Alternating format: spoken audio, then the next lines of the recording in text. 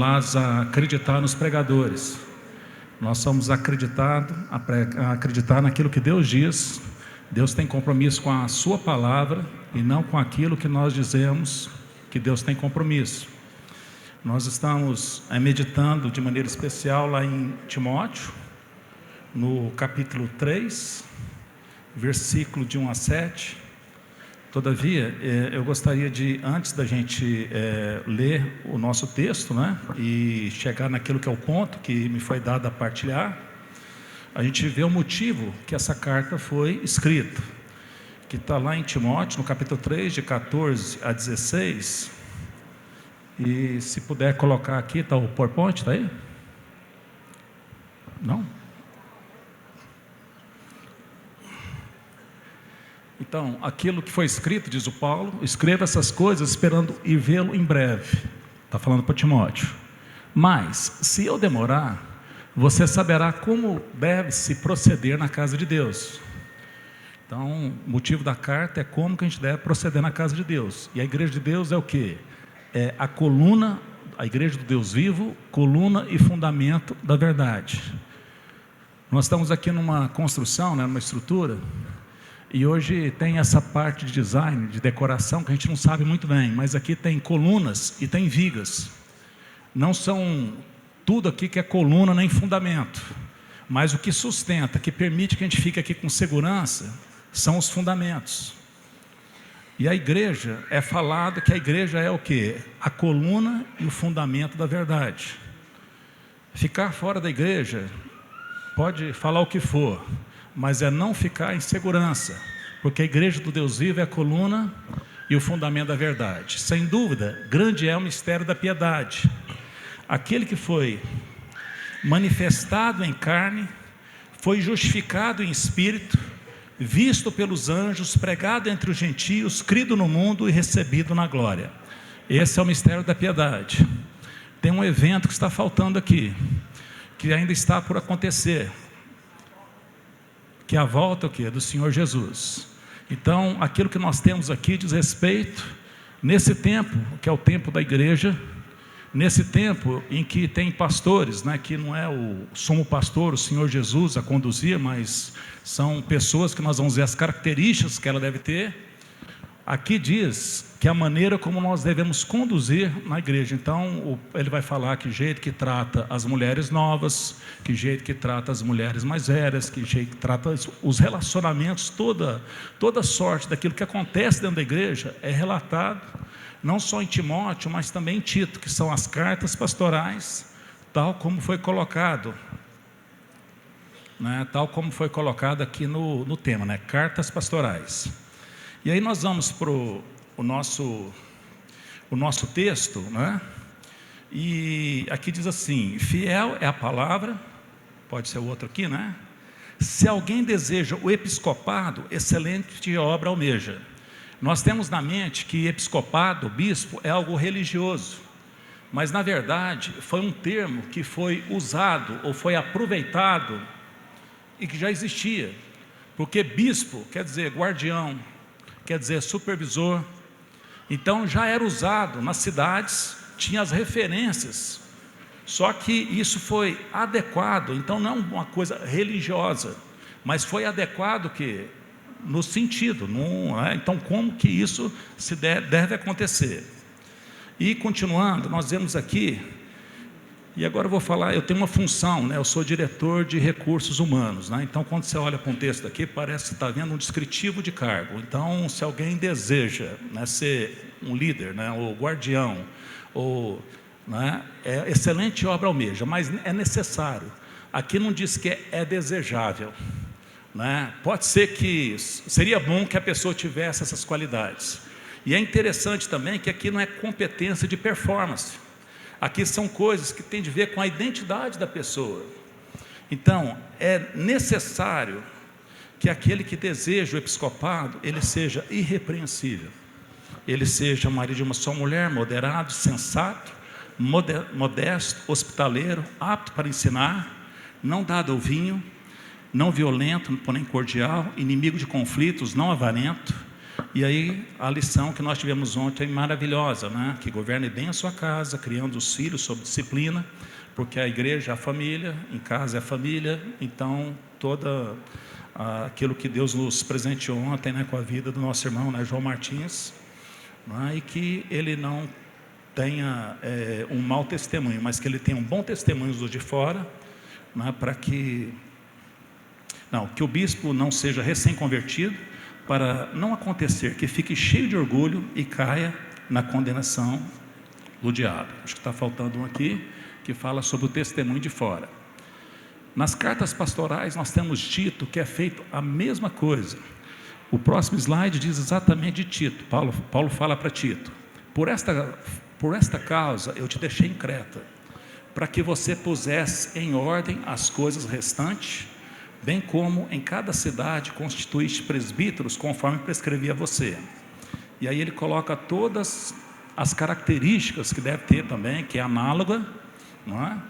Então, irrepreensível, marido de uma só mulher, que tenha filhos crentes, que não são acusados de devassidão nem insubordinados, porque é indispensável que o bispo, por ser encarregado das coisas de Deus, seja irrepreensível, não arrogante, alguém que não se irrita facilmente, não apegado ao vinho, não violento, nem ganancioso. Pelo contrário, o bispo deve ser hospitaleiro, amigo do bem, sensato, justo, piedoso, ter domínio de si. E ele deve ser apegado à palavra fiel, que é o apto para ensinar. Ele deve ser apegado à palavra fiel, que está de acordo com a doutrina, para que possa exortar pelo reto ensino e convencer os que contradizem esse ensino. Então, o apto para ensinar, que é o tema que nós temos a falar aqui, tem a ver exatamente com isso, né? Nós não temos como inventar o que nós vamos ensinar. Na verdade, nós somos dispenseiros. Nós somos aqueles mordomos que sabem o que tem na despensa e que olha para a necessidade da família e vai lá e traz exatamente aquilo que é necessário para que haja alimento, né? Para que haja cuidado, zelo, enfim. Então, na realidade, nós não somos pessoas que se destacam por ser alguma coisa além, não, mas mordomos. Geralmente nos filmes, né, a culpa sempre é de quem? Do mordomo, né? O mordomo é culpado de, geralmente os filmes antigamente pelo menos era assim. O dispenseiro é exatamente esse que alimenta, né, que traz. E aí, meus irmãos, a gente vê por toda a palavra de Deus que a questão do ensino, do conteúdo do ensino, Tiago, por exemplo, fala assim: olha, não sejam vocês muitos de vós mestres. Não sejam muitos de vós mestres, né? Às vezes a gente incentiva a pessoa. Já o Tiago fala: não seja. Por quê? O juízo sobre quem fala, né, é superior. A pessoa que tem o domínio na palavra, que não tropeça no falar, ela é capaz de refrear o quê? Todo o seu corpo. Tá? Isso é impressionante, né? Eu fui muito abençoado pela vida do João Martins, né? Alguns cuidados, alguns insights que ele foi falando. Eu não sei se eu devo dizer o que eu digo, né? Esse cuidado, para quem que eu falo. Jesus diz: tenho coisas a falar para vocês, mas não digo, vocês não podem o quê? Por hora suportar. E ele não diz. E às vezes a gente fala, né? A gente esmaga, a gente agride, né? A gente é desleal, né? Às vezes a gente quer alimentar um bebezinho com caldo de feijão. Não tem jeito, né? Não é por aí. O Moisés, quando ele fala assim: ouve, ó Israel, o Senhor nosso Deus é o único Senhor. Ao Senhor teu Deus adorarás, só a Ele servirás, só a Ele darás culto.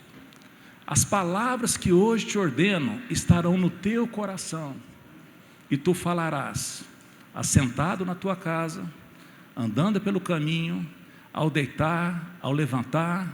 Você vai amarrar no pulso, vai colocar nas portas, nas ombreiras da tua porta. Está falando o pai de família, né? O homem, né? As palavras que hoje eu ordeno a você. Moisés, ou Josué, quando foi entrar na terra, Deus falou com ele e também deu a recomendação: não cesses de falar desse livro da lei, antes medita nele dia e noite, para teres cuidado de fazer segundo tudo quanto nele está escrito. Então fará prosperar o seu caminho e será bem sucedido. Quando a gente pega o maior salmo lá, o Salmo 119, qual que é o tema lá? A excelência da palavra de Deus. Todo versículo, vamos fazer um teste aqui, Salmo 119, né? Salmo 119 são vários versículos, né? Então, na verdade, são 176. Vamos lá, fala um versículo aí, Léo, número de 1 a 176. 75 diz lá: bem sei, ó Senhor, que os teus juízos são justos, e que com fidelidade me afligiste. Está falando da palavra de Deus, e que não tem nada que foge o quê? Naquilo que Deus faz conosco, mesmo quando é desfavorável. Carlão, fala o número aí, Carlão, de 1 a 176, um versículo. 12. Bendito és tu, Senhor, ensina-me os teus decretos. Qualquer versículo que você for pegar, você vai ver que tem o que? A palavra de Deus. O primeiro diz assim: bem-aventurados os irrepreensíveis do seu caminho, que andam na lei do Senhor. Se você for no último, é quase frustrante, que diz assim: ando errante como ovelha perdida, procuro o teu servo, pois não me esqueço dos teus mandamentos. Depois dos 175 versículos, no 176, qual que é a dependência? A dependência é da palavra de Deus. Ando errante, sem a tua palavra eu ando o quê? Errante. Todas as escrituras nos foi dada, né? Eu lembro de um pastor que teve conosco aqui, um grande pastor, porém ele era pequenininho, chamava Bartolomeu, não é? Pastor Bartolomeu esteve comigo lá no Alvorada, não é? E era uma benção, pastor Bartolomeu.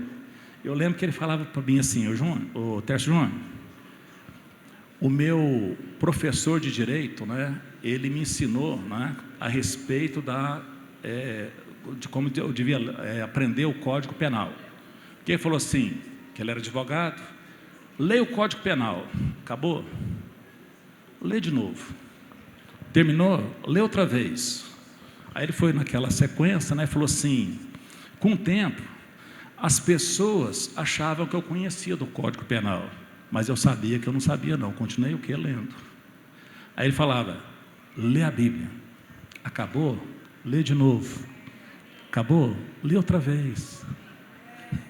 Aí as pessoas acham que você sabe alguma coisa a respeito da Bíblia, mas você mesmo sabe o que? Porque você é surpreendido. Quando alguém abre a Bíblia para pregar, ela é viva. E ela coloca luz. Você fala assim: puxa, eu já passei por isso tantas e tantas vezes.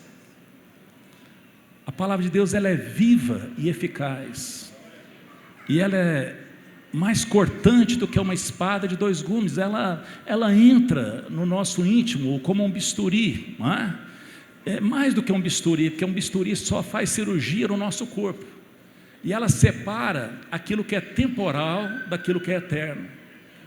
A palavra de Deus, se ela entrou dentro da gente, você pode até andar como ovelha errante, mas você vai ser fortalecido. O homem ensina a criança no caminho que deve andar. Se a palavra entrar para dentro, não adianta a gente ficar: não, crê no Senhor Jesus Cristo, será salvo tu e a tua casa. E a gente fala que crê, como diz o Paulo Júnior com muita propriedade, é acreditar. O crer envolve o quê? Em direcionar toda a minha vida, o quê? Naquilo que eu creio. Então, se eu creio no Senhor Jesus Cristo, a minha casa será salva, porque ali terá um guardião, ali terá um pastor, ali terá alguém, né, um bispo, né? E bem, bispo não é a questão de pôr um clerical, mas de ser o quê? A presença de Deus ali. Você já percebeu, irmãos, que a gente recebeu um privilégio que é muito complicado. A palavra de Deus fala que os anjos, eles gostariam de anunciar, mas eles estão aprendendo com a igreja a respeito da multiforme sabedoria de Deus, com gente como nós, que somos totalmente limitados. Nós necessitamos uns dos outros. Então tem um tesouro enorme que foi confiado em vasos de barro, para que a glória não seja nossa. A glória é dele, mas os beneficiados sou eu. Nós somos chamados mais do que vencedores. Olha, o que é mais que vencedores? Você vence ou você não vence, você vence ou você perde. É assim que a gente pensa, né? Quer dizer mais que vencedores? Eu penso que mais que vencedores é a gente perder. A gente perde para Deus, perde para Jesus, perde para o Espírito Santo. Só que a nossa derrota nos dá uma condição muito melhor do que se nós tivéssemos vencido. A palavra dele prevalece na nossa vida. E você que é chamado a ser um guardião, você que anseia, né, o episcopado, e essa palavra, nós não podemos brincar com isso. A teologia tem de ser boa. Se a teologia for ruim, quanto mais se prega, pior fica.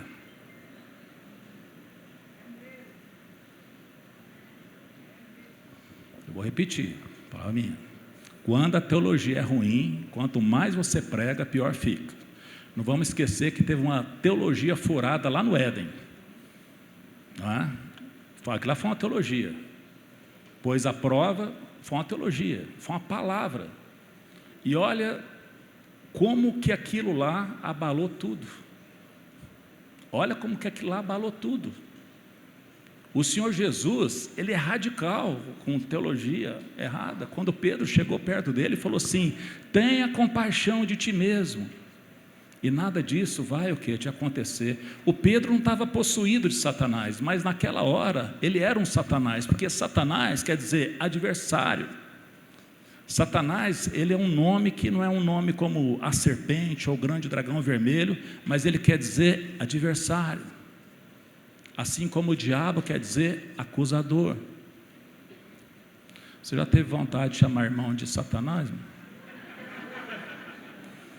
Pode, não aconselho, mas pode, porque é um adversário. Jesus chamou o irmão de Satanás, chamou Pedro de Satanás, para mostrar que não é brincadeira a questão quando nós tratamos dessas coisas, e não é ser leviano, não é criar, não é causar, não é climão. Isso aqui é uma coisa muito, é a nossa vida, é a nossa família, é a nossa herança, é a nossa comida.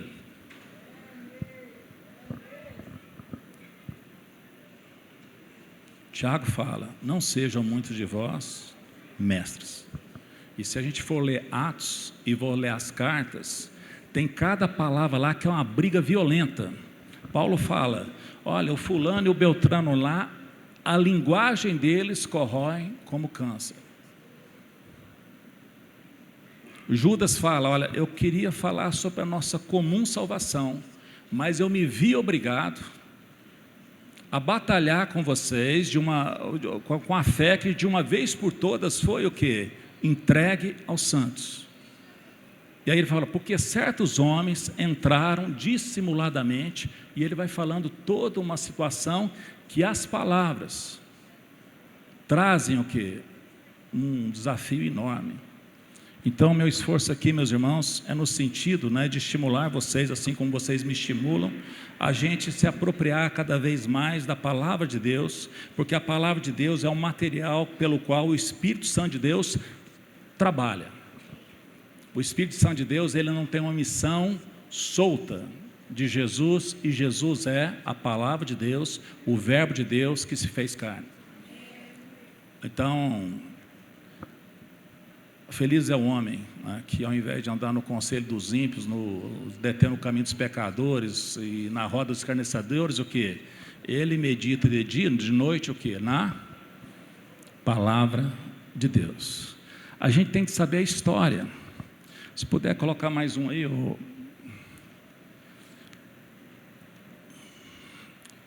a história, né? A história de Gênesis 3 até Apocalipse 20 é uma história em que o Deus que é amigo, ele promoveu uma inimizade. Ele promoveu uma inimizade entre a mulher e entre a serpente, e entre o descendente dessa mulher e a descendência da serpente. Quando fala descendente, descendência, a gente sabe que o descendente é Jesus, amém? Aonde que a gente entra nisso aí? Ou alguém está nele, ou alguém é descendência da serpente, ou esse alguém é descendência da serpente, porque nós somos o quê? O corpo dele. Então é o descendente que há cerca, o outro slide por favor, que há cerca de 2000 anos atrás, ele esmagou a cabeça da serpente. E a serpente, o Satanás, que até então estava lá no céu nos acusando, como fez no caso de Jó, perdeu o seu posto. Acabou o tempo da acusação, porque chegou agora o que? O Rei dos Reis, o advogado. Tudo foi escrito para que nós não pequemos, mas se alguém pecar, nós temos um advogado junto ao Pai, Jesus Cristo justo, e nós não podemos o que? Abusar, não é? Eu vou lembrar aqui de um pai da igreja lá do Agostinho, né? Um dia falou com o Agostinho, falou: Agostinho, você vai pregar, mas tem que ser muito rápido, Agostinho, é só um insight, é 1 minuto, 2 minutos. E o Agostinho chegou, olhou para todo o povo e falou assim: não desespere, irmãos, um ladrão foi perdoado. Fechou a cara, fez a cara pior que ele tinha e falou assim: não fica folgado não, irmão, um ladrão foi condenado. Acabou a pregação. Nem folga, nem desespero. Muitas vezes como pastores, qual que é a nossa missão? Consolar os aflitos e afligir os consolados, não é verdade, irmãos? Quando a pessoa começa a ficar consolada demais, folgada demais, nós temos o que? De afligir eles, né? Mas se ele ficar aflito, nós temos o que? De consolar eles, amém? Irmãos, eu quero ser obediente ao tempo, né? O tempo já está finalizando, e eu vou fazer uma coisa que, em amor, vocês me suportam, tá? Eu queria cantar toda a história em 4 estrofes, tá certo? E aí,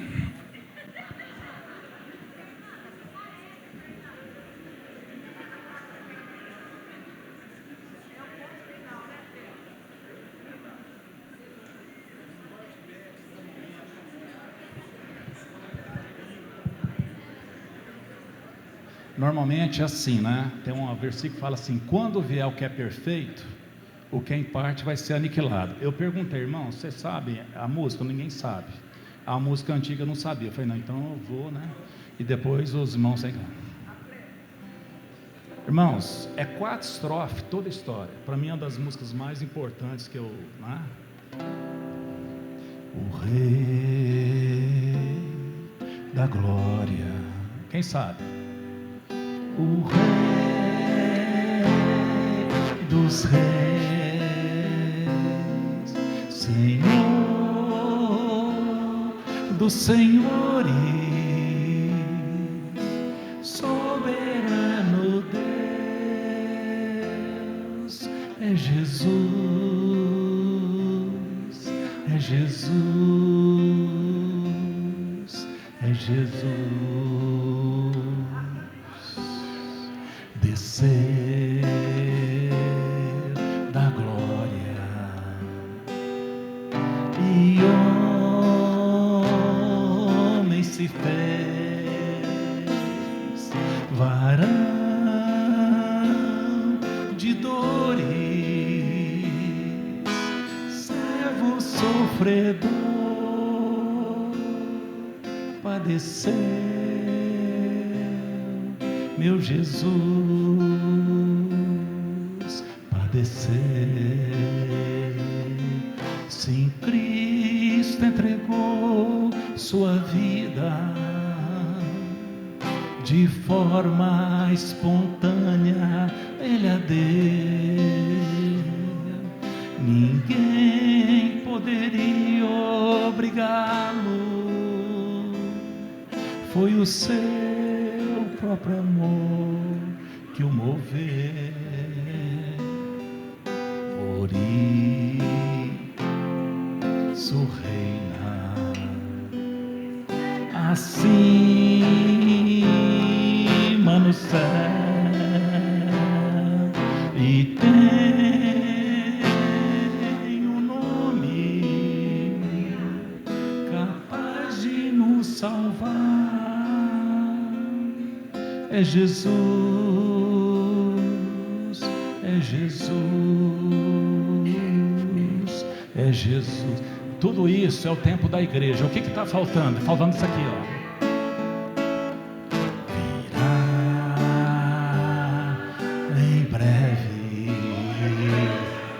O Rei dos Reis,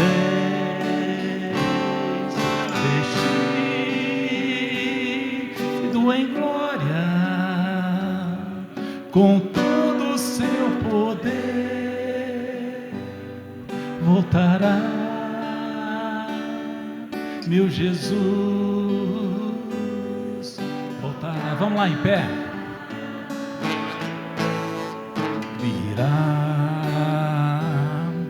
Em breve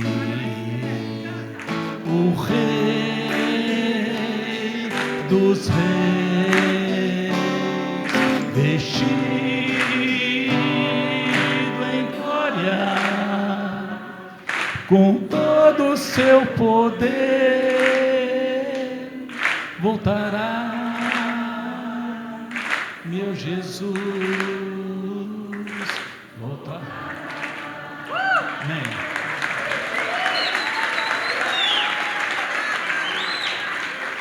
Em nenhum lugar você acha nada nem parecido com a história. Não chega nem no calcanhar, não tem nada, pode ser onde for. Nada parecido com a história da redenção, que é verdade, e Ele volta. Ele fala: se não se turbe o vosso coração, se não fosse assim, eu falaria para vocês, eu venho para receber. Amém?